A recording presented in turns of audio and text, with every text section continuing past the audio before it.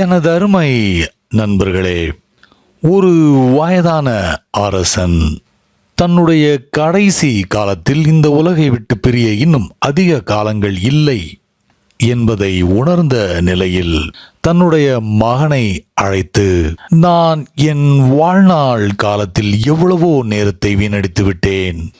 ஆனால் ஒரு கட்டத்தில் வாழ்க்கையில் அர்த்தமுள்ள ஒரே ஒரு விஷயம் தியானம் மட்டும்தான் என்பதை உணர்ந்தேன்.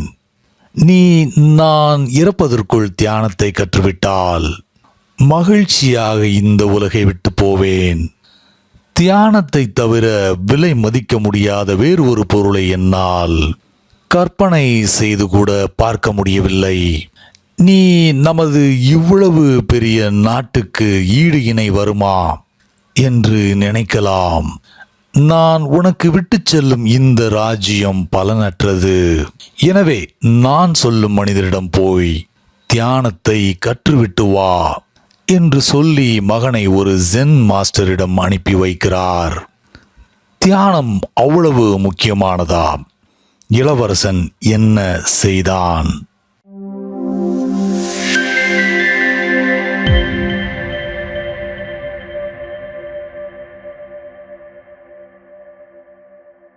ஒரு இளவரசன் தியானம் கற்றுக்கொள்வதற்காக ஜென் மாஸ்டர் ஒருவரை சந்திக்க வந்தான்.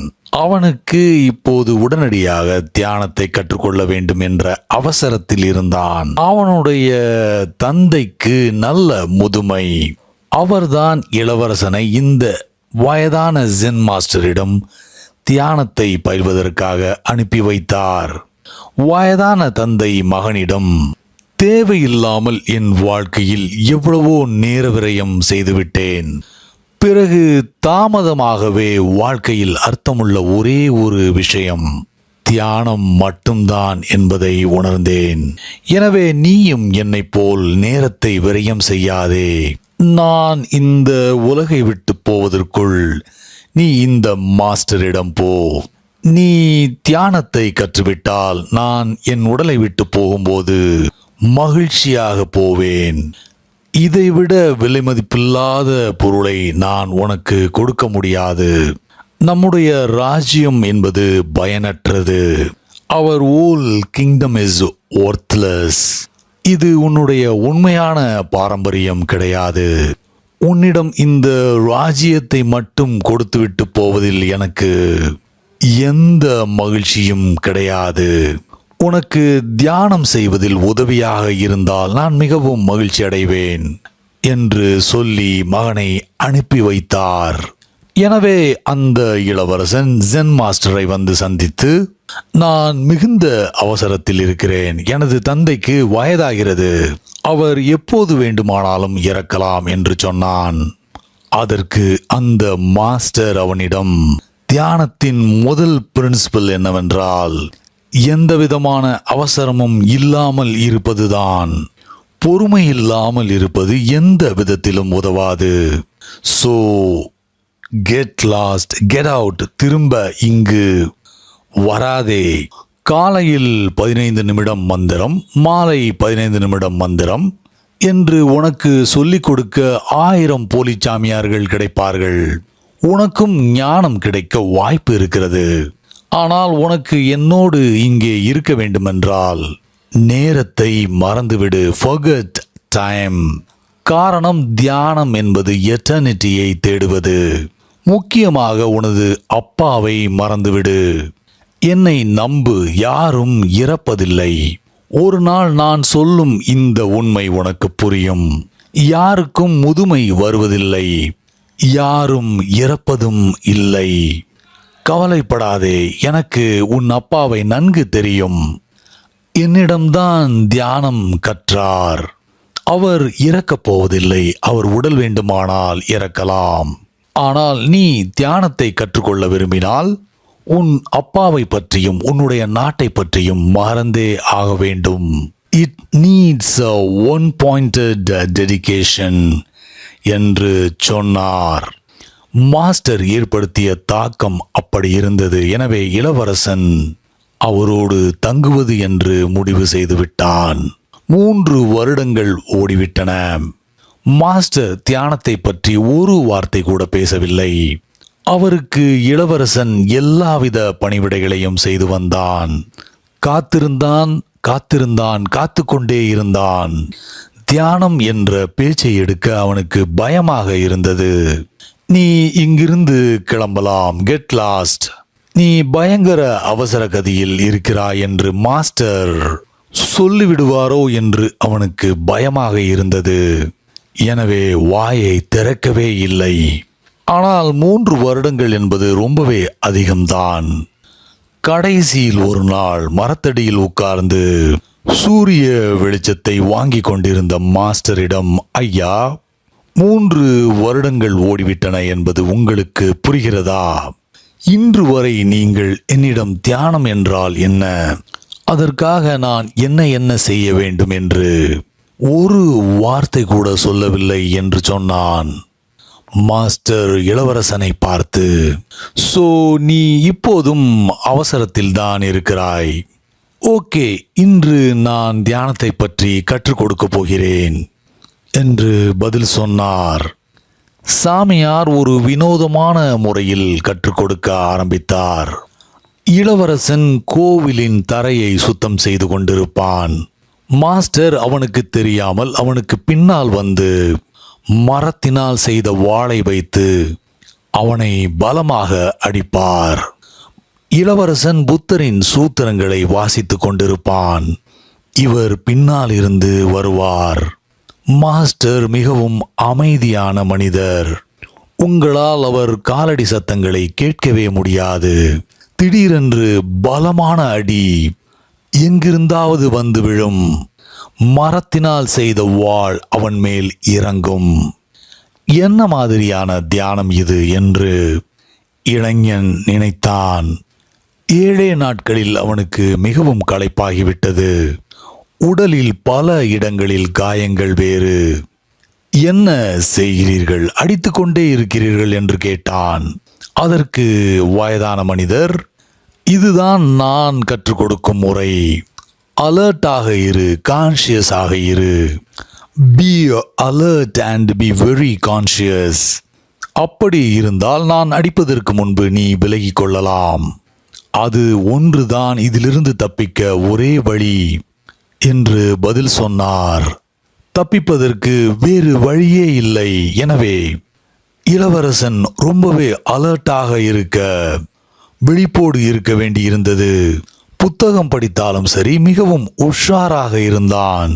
2-3 வாரங்களுக்குள் வயதானவரின் காலடி சத்தங்களை கேட்க பழகிவிட்டான். கிட்டத்தட்ட பூனை போல நடப்பார் அந்த மனிதர். எலியை பிடிக்க பூனை வருவது போல் வந்தார் கிழவர். He was really an old cat. ஆனால் இளைஞன் மிகவும் விழிப்பாக இருக்க பழகிவிட்டான். He became alert enough. காலடி சத்தங்கள் அவனுக்கு நன்றாக கேட்டது. 3 மாதங்களுக்குள் மாஸ்டரால் இளவரசனை ஒரு முறை கூட அடிக்க முடியவில்லை. 24 மணி நேரமும் முயற்சி செய்தார். ஆனால் இளைஞன் குதித்து விலகிவிடுவான், என்ன வேலை செய்து கொண்டிருந்தாலும் சரி. ஆகவே மாஸ்டர், முதல் பாடம் முடிந்துவிட்டது. இனிமேல் நீ தூங்கும்போது விழிப்போடு அலர்ட்டாக இருக்க வேண்டும். உன் அறையின் கதவுகளை திறந்தே வைத்திரு. நான் எந்த நேரத்தில் வேண்டுமானாலும் வரலாம் என்று சொன்னார். இப்போது இது மிகவும் கடினமான ஒன்று. ஆரம்பத்தில் இளைஞனை திடீரென்று வந்து பலமாக அடித்துவிட்டு போனார். வயதான மனிதருக்கு அவ்வளவாக தூக்கம் தேவையில்லை. 2 மணி நேரம் தூங்கினால் போதும். இவனோ வாலிபன், குறைந்தது 8 மணி நேரம் தூங்க வேண்டும். முழு இரவும் அவனுக்கு இது பெரும் போராட்டமாக இருந்தது. பல முறை மாஸ்டர் வந்து அடித்துவிட்டு போவார். முதல் பாடத்தின் மதிப்பு புரிந்திருந்ததால் அவன் மிகவும் விழிப்போடும் அமைதியோடும் பொறுமையோடும் இருந்தான். என்ன செய்கிறீர்கள், this is a complete nonsense என்று அவன் சொல்லவில்லை. மாஸ்டர் அவனிடம், நீ கவலைப்படாதே, அலர்ட்டாக இரு. நான் எவ்வளவு பலமாக அடிக்கிறேனோ அவ்வளவுக்கு அவ்வளவு நல்லது. because you will be really alert. சூழ்நிலையை நான் உருவாக்கியே ஆக வேண்டும் என்றார்.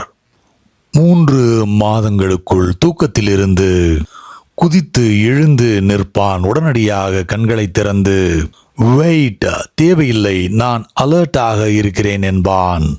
3 மாதங்கள் கழிந்த பிறகு நீ 2வது பாடத்திலும் தேறிவிட்டாய். இப்போது 3வது பாடம், இதுதான் கடைசி பாடம் என்றார் மாஸ்டர்.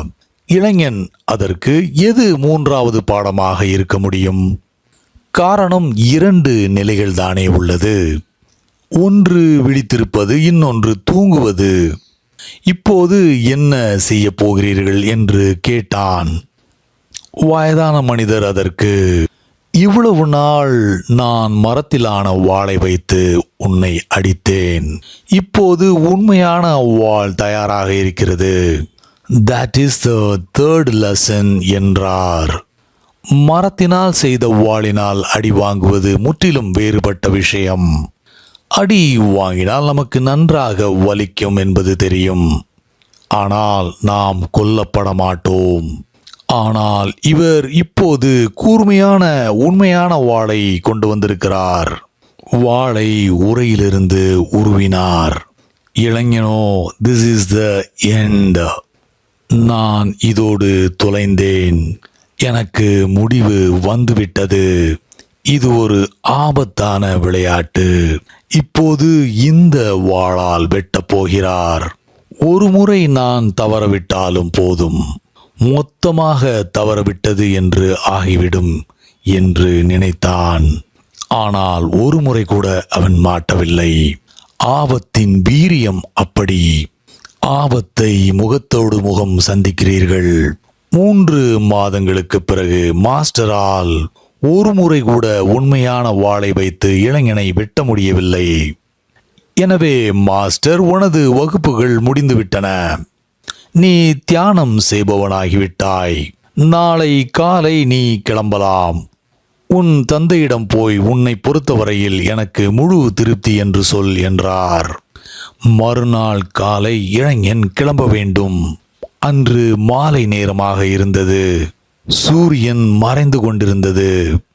மாஸ்டர் மரத்தடியில் உட்கார்ந்து கடைசி நேர வெளிச்சத்தில் சூத்திரங்களை படித்துக் கொண்டிருந்தார். இளவரசன், நான் இந்த இடத்தை விட்டு செல்வதற்குள் ஒரு முறை இந்த கிழவனை அடித்து பார்க்க வேண்டும். இன்றுதான் கடைசி நாள், நாளை காலை போக வேண்டியதுதான் என்று மனதிற்குள் நினைத்தான். எனவே தயாரானான். மரத்தினால் செய்த வாளை எடுத்துக்கொண்டு மரத்திற்கு பின்னால் ஒளிந்து கொண்டான். மாஸ்டர், நிறுத்து என்றார். அவர் இளைஞனை ஏறெடுத்து கூட பார்க்கவில்லை. மேலும் அவனிடம், இங்கே வா. நானோ வயதான மனிதன். இந்த மாதிரியான ஆசை வருவது உனக்கு நல்லதல்ல. உன்னுடைய குருவை அடிக்க வேண்டும் என்று நினைப்பது நல்லதல்ல என்று சொன்னார். இளவரசனுக்கு வியப்பாக இருந்தது. ஆனால் நான் எதுவும் சொல்லவில்லையே என்றான் கிழவரிடம். அதற்கு வயதானவர், நீ உண்மையிலேயே ஒரு நாள் வெளிப்படையும் போது, when you really become alert, சொல்லப்படாத வார்த்தைகள் கூட உன் காதுகளுக்கு கேட்கும். எப்படி முதலில் என் காலடி சத்தங்கள் உனக்கு கேட்கவில்லையோ, பிறகு எப்படி ஒரு நாள் அந்த சத்தங்கள் நீ விழிப்படையும் போது கேட்க ஆரம்பித்ததோ, அதே போல் இதுவும் கேட்கும். எப்படி உன்னால் தூங்கும்போது என்னுடைய காலடி சத்தங்களை ஒரு நாள் கேட்க முடியவில்லையோ, ஆனால் அதை உணரும் நாளும் உனக்கு எப்படி வந்ததோ, எக்ஸாக்ட்லி அதே போல் ஒரு நாள் உனக்கு தெரியும். மனது முழு அமைதியுடன் இருக்கும்போது சொல்லப்படாத வார்த்தைகள் கேட்கும். வெளிப்படுத்தப்படாத சிந்தனைகளை உன்னால் புரிந்து கொள்ள முடியும். You can read unexpressed thoughts. You can read intentions. உணர்வுகளையும் அப்படியே புரிந்து கொள்வாய். நீ முயற்சி எடுப்பதினால் அல்ல. You become a mirror, you reflect என்பதால் என்று பதில் சொன்னார்.